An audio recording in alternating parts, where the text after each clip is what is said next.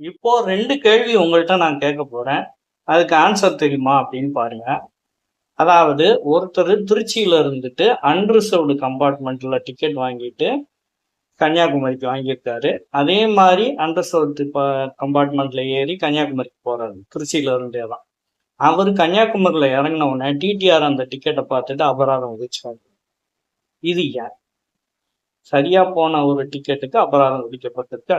ரெண்டாவது, உங்களுக்கு வந்து தட்கல்ல வந்து நீங்க வந்து பதிவு பண்ணணும்னா உங்களுக்கு வந்து நிறைய பிரச்சனைகள் வருது இல்லையா? 2 நிமிஷத்துலயே தீர்ந்துருது அந்த மாதிரிலாம் வருது இல்லையா? அதுக்கு ஒரு சொல்யூஷன் ஒன்று இருக்கு. அது என்னன்னு தெரியுமா? ஃபர்ஸ்ட்டுக்கு ஆன்சர் சொல்லிடலாம். இப்ப வந்து திருச்சியில இருந்து கன்னியாகுமரிக்கு அன்ரிசர்வ்டு டிக்கெட் எடுத்தவர் அதே அன்ரிசர்வ்டு கம்பார்ட்மெண்ட்ல தான் போயிருக்காரு. ஆனா அவர் இறங்கின ஃபைன் போட்டாங்க. அதுக்கு காரணம் என்ன அப்படின்னா, அவர் டிக்கெட் வாங்கினது மெயில் எக்ஸ்பிரஸ்க்கு. ஆனா அவர் ஏறினது சூப்பர் ஃபாஸ்ட் எக்ஸ்பிரஸ்ல. ஸோ இந்த டிஃப்ரென்ஸ் தெரிஞ்சுக்கிறது ரொம்ப இம்பார்ட்டண்ட்டு. நீங்கள் நாளைக்கே ஏதாவது இந்த மாதிரி அண்டர்ஃபோர்டு கம்பார்ட்மெண்ட்டில் வாங்குற மாதிரி இருந்துச்சுன்னா, ரிசர்வ்டுக்கு வாங்கினவங்களும் பிரச்சனை இல்லை.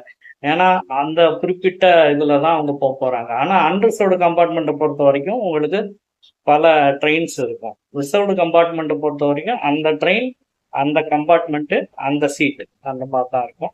அன்ரிசர்வ்டுக்கு கொஞ்சம் நிறைய ஸ்கோப் இருக்கு. அதனால நீங்க இதே மாதிரி மெயில் எக்ஸ்பிரஸ்ல இருக்கிற எந்த ட்ரெயின்ல வேணா போகலாம். உங்களுக்கு எந்த பிரச்சனையும் இல்லை. இதே நேரத்தில் சூப்பர் ஃபாஸ்ட் எக்ஸ்பிரஸ்ல நீங்க போனீங்க அப்படின்னா அதுக்கு வந்துட்டு ஃபைன் வரும். அதை வந்து நீங்க கொஞ்சம் பார்த்து பார்க்கணும்.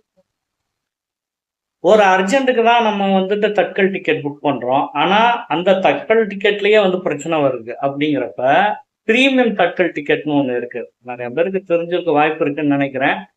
தெரியாதவங்க இதை தெரிஞ்சு அந்த பிரீமியம் தட்கல் டிக்கெட்ல என்ன ஒரு இதுனா, அது வந்து பாத்தீங்கன்னா டிக்கெட்டு வந்து குறைய குறைய ரேட் வந்து இன்க்ரீஸ் ஆகும்.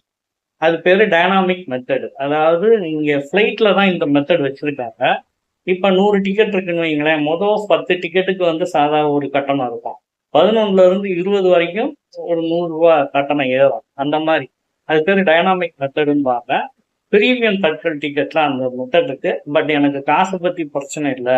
நான் வந்துட்டு பிரீமியத்துல கூட போக தயார்னா நீங்க வந்து பண்ணலாம். என்ன காரணம்னா இப்போ உங்களுக்கு பண்டிகை நேரத்துல ஆம்னி பஸ்ஸோட டிக்கெட்லாம் உங்களுக்கு தெரியும். அது வந்து ஃபிளைட் டிக்கெட் அளவுக்கு இருக்கு இல்லையா? 3000, 4000, அதாவது சாதாரண நாள்ல ₹800 விற்கிற டிக்கெட்டை கடுமையான உயர்வுல வந்து போய்கிட்டு இருக்கு.